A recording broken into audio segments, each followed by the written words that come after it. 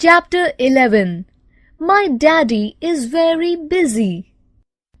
Albert's father was an extremely important and busy man who worked for so many hours that he often had to work the weekends also.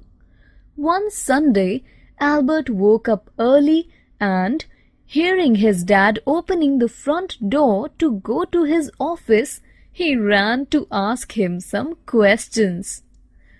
"Why do you have to go to work today, Daddy? We could play." "I can't. I have some very important matters to attend." "And why are they so important, Daddy?" "Well, because if they turn out well, they will mean a great deal for the company." "And why will they mean a great deal?" "Well, because the company will make a lot of money and it is possible they will promote me." "And why do you want them to promote you?" "Well, to have a better job and earn more." "Great! And when you have a better job, will you then be able to play with me?" Albert's father thought for a while, and the boy continued with his questions. "And why do you need to earn more money?" "Well, to be able to have a bigger and better house, and so that you can have more things." "And what would we need a bigger house for? For somewhere to put all those new things?" "No, my son.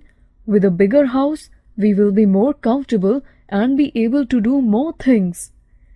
Albert thought for a while and then smiled.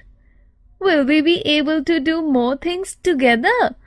Great! Then go quickly. I will wait for the remaining years till we have a bigger house." On hearing this, Albert's father closed the front door without leaving. Albert was growing up fast, and his father knew he could not wait for so long. So he took off his jacket, left his computer and his reports, and sat with Albert to play with him. Albert, who was as surprised as he was delighted, said, "Yes, I think the promotion and the new house can wait for a few years."